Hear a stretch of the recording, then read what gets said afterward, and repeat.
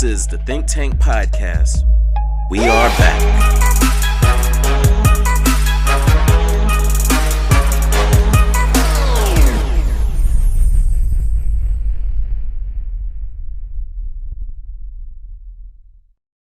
Welcome to episode 22 of the Think Tank Podcast. I am your host, Randy Hayes. Thank you for joining us. This is a subject that is very near and dear to my heart, especially for anyone who has parents or is just a member of the tribe and the community. We're going to be talking about what we can do with our youth, because our youth is a subject that sometimes gets overlooked, and we have a specialist. This young lady, she has her own practice, and I'm excited that she's going to be joining us. I met her at a pop-up shop on Juneteenth and really hit it off, and I'm glad that I was able to find her contact information and get back in touch with her. So without further ado, I'd like to introduce Antaysia Nance. How are you doing today, Antaysia? Hello, I'm doing good. How are you? I'm good. Thank you so much for joining us. And Antaysia, you are the owner of Youth Life Correct. Services Yes. in the Fredericksburg, Virginia area. Do us a favor, just tell us a little bit about yourself, where you're from, and where you live now, and what it is that you do. Okay. I actually am originally from Florida. My mom is actually from Jamaica, so I have some Jamaican heritage, things like that. I actually lived in Jamaica for a time. So I'm a Jamaican, a native of Florida. I moved to DC for grad school, so I went to Howard University, HU, you know. At that time, post grad, trying to find employment, and then an opportunity came up in Fredericksburg. So I've been in Fredericksburg since 2015. I started as a community-based counselor doing in-home counseling, therapeutic day treatment in the schools, assessments, things like that, and just fell in love with the area. I found my husband here, so I'm Nice, here. nice, nice, nice. I am a licensed clinical social worker, and as Randy mentioned, I do have my own practice, and I'm learning to embrace the idea that I'm actually an entrepreneur. So I'm like, okay, all right. It's something I never thought, that I would be an entrepreneur, but I am, and I'm so excited to be able to offer, my idea and my services to the community. Very good. Antasia, what inspired you to start Youth Life Services? I have worked with kids all my life. I have worked in schools as like a tutor, a mentor. I've worked at my local church as a youth leader, taught Sunday school, did day camp, summer camps, things like that. Kids has always had a special place in my heart. I'm also one of eight, so always, supporting and helping my younger siblings, things like that. So kids always just had a place in my heart. I've worked in different settings, like I mentioned, and I think the thing that really inspired Youth Life Services is the fact that a lot of times, kids who have behavioral or social emotional problems, they get kicked out of these programs, right? They don't get a chance to access the after school program or the summer camp or whatever fun activity because the behavior issues that they have. So the idea of Youth Life Services is to provide this support so that kids can access all of the resources that their typical peers would have, whether it's the outpatient, whether it's the community based, whether it's after school, getting help with tutoring through academics. It's just being able to, like, as it would say in the school system, like laying the playing field so that they can also access what they're, like the Gen Ed kids, would access as well. Okay. Now, when you mention some of the issues or problems that these kids have, what are some of those issues? Some of the problems that I've noticed with the kiddos is, a lot of depression, hard time just getting that motivation, the sadness that they're experiencing. Some of that leads to the suicidal thoughts that kids have, or because they're just so overwhelmed and stressed out, self-harming, whether through cutting themselves, whether through poor choices, behaviors, relationships they're creating that's not healthy, for them. Difficulty with transition, all the changes that's happening, the uncertainty, putting them on edge, not knowing how to organize their schoolwork, feeling overwhelmed, can't focus, a lot of those general issues. And also, a part of it is helping parents to be able to support these kiddos as well, because our kids are as strong as their family unit, and so supporting families to be patient, to be kind, to give guidance to their young kiddos. But our kids do have some struggles. I know they might not have to work 40-hour jobs and pay bills, but their struggles are real, and teaching kids how to deal with their problems now will help them to know how to deal with those like hashtag adulting problems when they come up. Sure. Sure. What are the ages that you service with this practice? At U5 Services, the youngest age is about 5 years old, and then the oldest, it's kind of open right now because I have expanded to the young adult and adult services. So a lot of times the parents of our kiddos can come and get some parent support. College age students can come in to get some support to kind of navigate that transition of young adulthood. And then also if there's any other adults that reach out. So it's the youngest is 5, and then the oldest is however old that needs some support. But that focus is that the kids, the young adults, and the school age kids rather, and the young adults.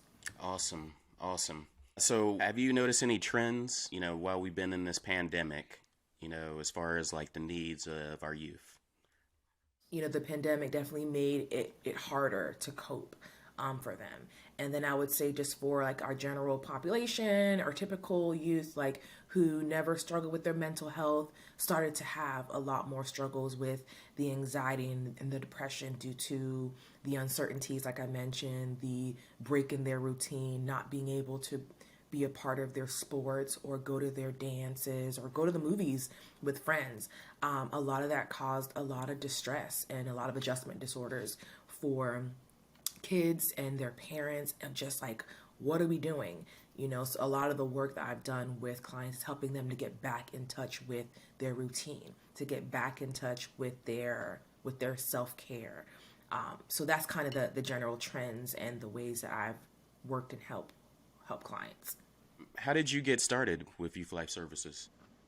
Okay, how did I get started? Okay, so originally, this has been like an idea that I've had since my early 20s, because I wanted to create like an after school program. Again, like I mentioned, I've worked in so many different camps and programs. So in my undergrad, I was like, oh, I want to develop this program to help kids be able to have camps, and if they struggle with emotional things, to still get the counselors that can support them. So it's been like a dream that I had been sitting on for a while, and I got my master's, got my license, and just start working in the field. And then I had other colleagues that started their own businesses that were just like, go for it, you got it.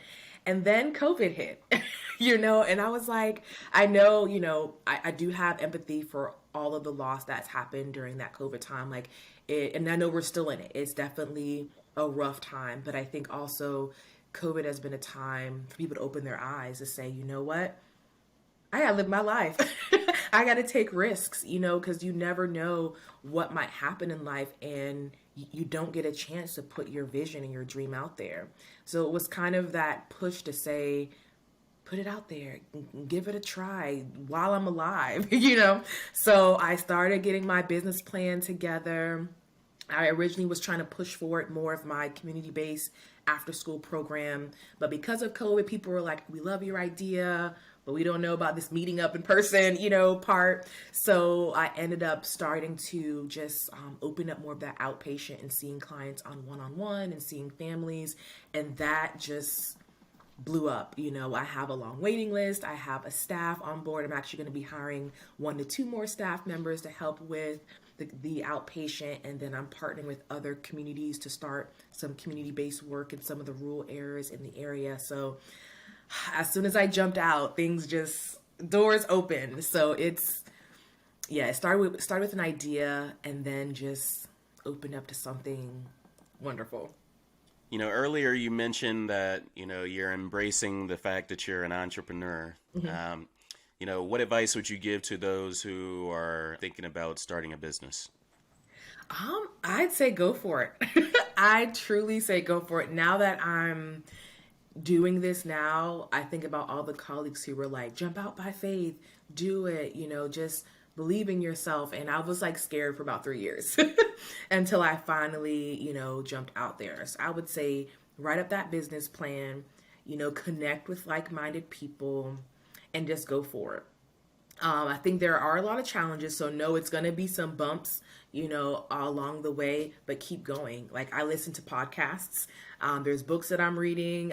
There's my colleagues in my network who literally we text or call each other. There's a Facebook group. There's people that will help push and encourage you towards it. And you can ask questions on what do I do with this? And literally you'll get flooded with a lot of different perspectives and resources and guidance on what to do. So go for it, read, and then connect with a good network. Awesome. You hear that? It's time for us to take that leap of faith. A lot of you all have been sitting on the fence, and we need what you have to offer. So what are some of the primary services that you offer with YLS? So here at Youth Life Services, like I mentioned, so since that community-based didn't launch off initially, I did open that outpatient side. So through outpatient services, we provide the individual therapy, group therapy. A lot of time it's with siblings, with families to work through any issues that they might have. Definitely look forward in the future to offer different focus groups, maybe on self-esteem, anxiety. So that's something that we'll look for in the future. Also, it's that community-based services. So we're looking to partner with communities and schools to start that after-school program, to start therapeutic mentoring, community-based counseling. Currently, I am doing the monthly community events. So this month, we'll actually be taking kids out to do art with Artful Dimension. So that'll be exciting. Last month, I had a colleague come out and talk about dental hygiene and mental health. The month before, I did nutrition and mental health. So every month, I want to provide some type of community-based event where families and kids can come out and learn about ways to maintain their mental health or build on the skills that they're learning through therapy. And I'm connecting with other people who are doing this, whether in my field or not. There's a lot of people out here making a difference and pushing forward their vision, their dream, whether it's through personal development, therapy, other type of services. People are really building wealth within their family and offering a great service to the community. So you won't be alone. You won't be alone. Very good. Very good. Okay, so we're about to take a break, and after break, we're going to dive a little bit deeper into some of these issues that these youth are facing. Yeah, and I'm nervous, man. I got a feeling that I'm going to get my nose bloodied a little bit no, no. when we talk about it. But that's what it's all about. It's about growth. So after the break, we will continue our talking and dive a little bit deeper with Antaysia Nance of Youth Life Services. Stay tuned.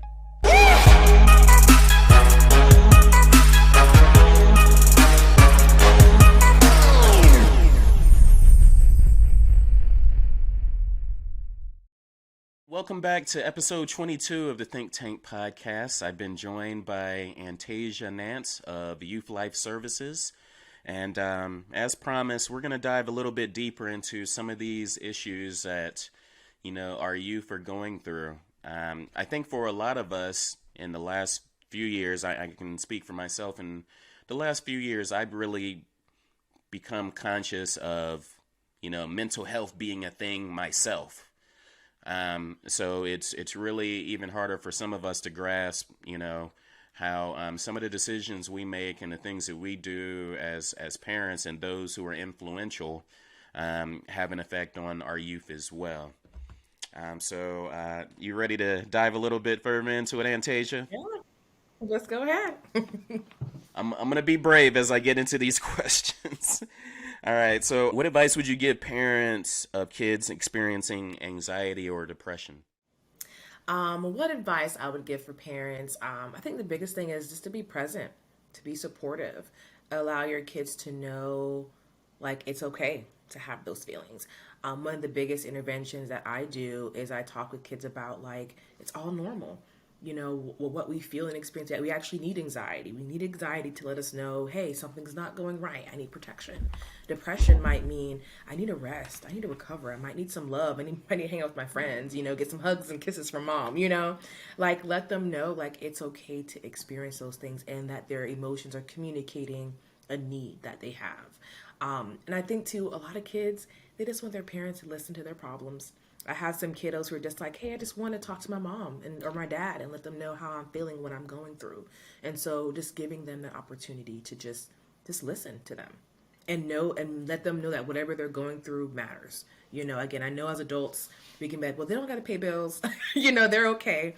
But no, like, whether it's stress with, school or friendships or relationships, those matter, and let them know their problems matter. Because again, as they learn how to deal with those problems on that scale, they'll know how to deal with those bigger problems when they hit adulthood. So be present, be supportive, normalize what they feel, and just listen. That's awesome.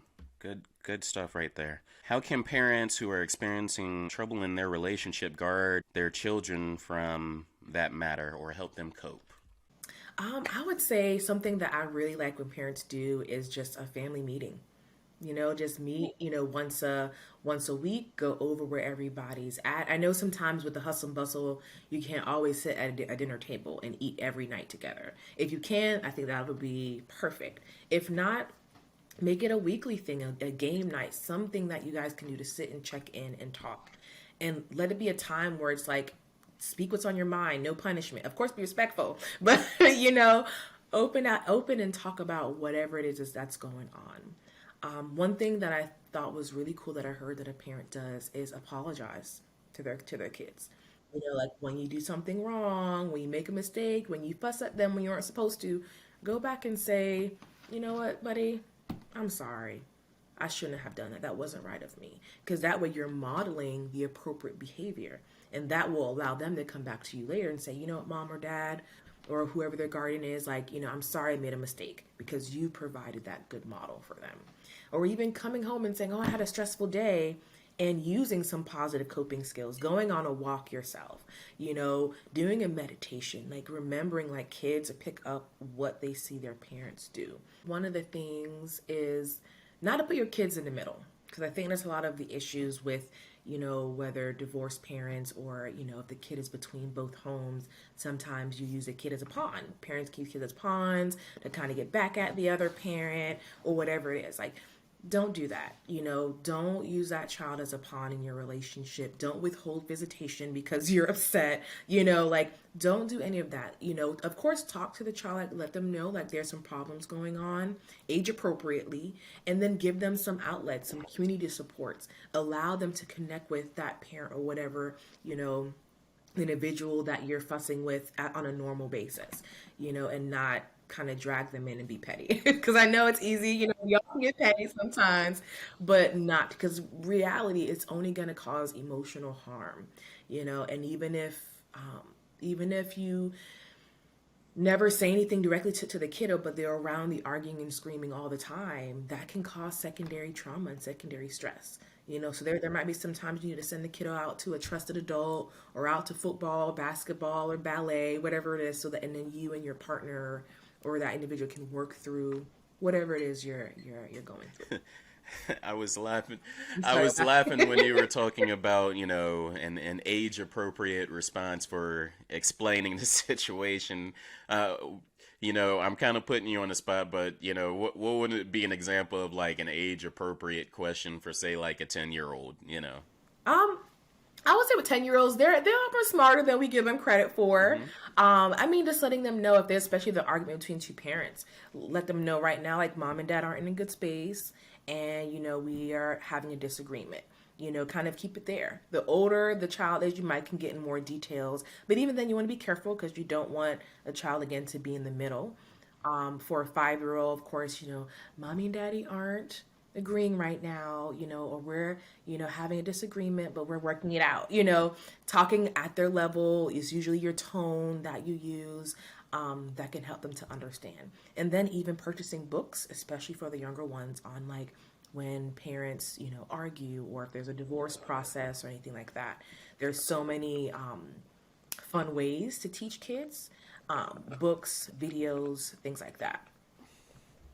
I think a lot of us, even as adults, we wrestle with, those who are detractors, those who, are haters and naysayers, and we give too much ground and too much audience to them, and it's very easy for us to forget that we have those support systems as well. So being that support system for those youth, I know you mentioned, you working in youth services. I myself have been a youth pastor, so just getting them in those environments where they can thrive. And I love, that you mentioned, finding something that they're interested in.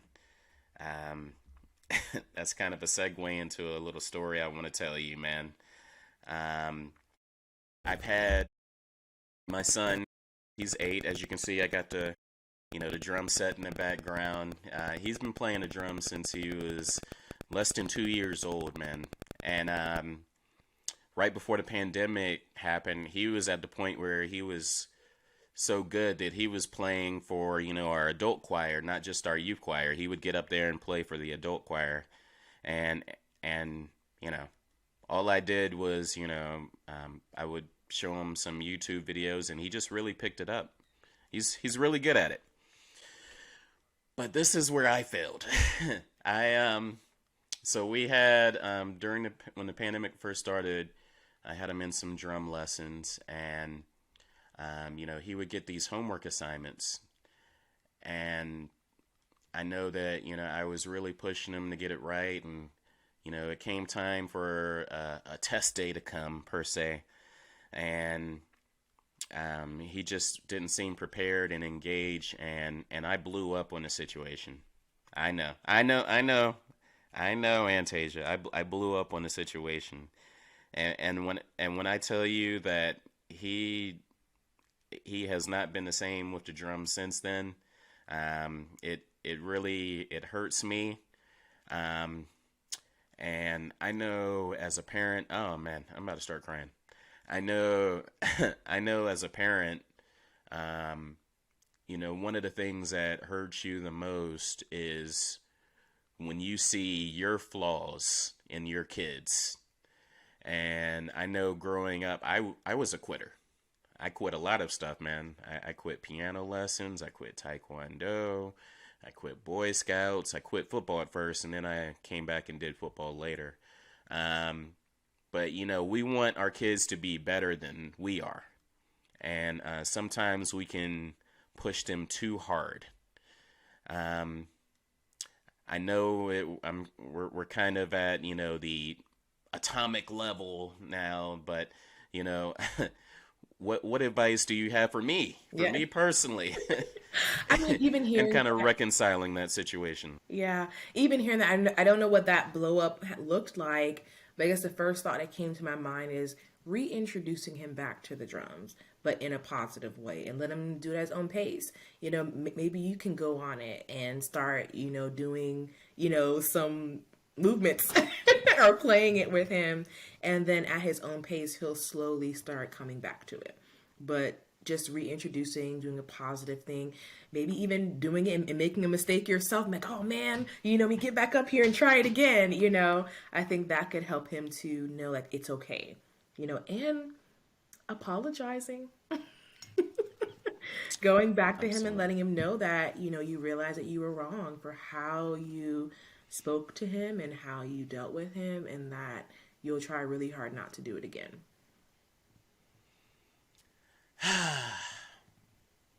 Yes. Kids will, let Yes. me tell you, that might be like the thing that might open the door for you, but he'll appreciate that. Well, I appreciate you. You've given a lot of great guidance. I've been following your page, and you have a lot of very practical advice on the page. Mental health is such a huge deal, and um, we shouldn't take for granted, like you said, that our kids maybe don't have the level of stress that we have, but they do. It's just what they deal with is different. and it's a very real thing, and we shouldn't belittle it or take it for granted. So I really appreciate what you're doing, Antaysia. No problem. What is the best way for people to get in contact with you or to follow what you're doing? So I am on social media on Instagram and Facebook. And like you mentioned, on there we do provide, shout out to my admin who helps me with that, a lot of tips for parents on how to help and support their kids, different ways to rethink, your thought process when it comes to your kids. Also on social media would post the monthly events that we'll have so you can be able to sign up. So you can find Youth Life Services on IG and Facebook on at Youth Life Services. Or you can go and find me online at youthlifeservices.com.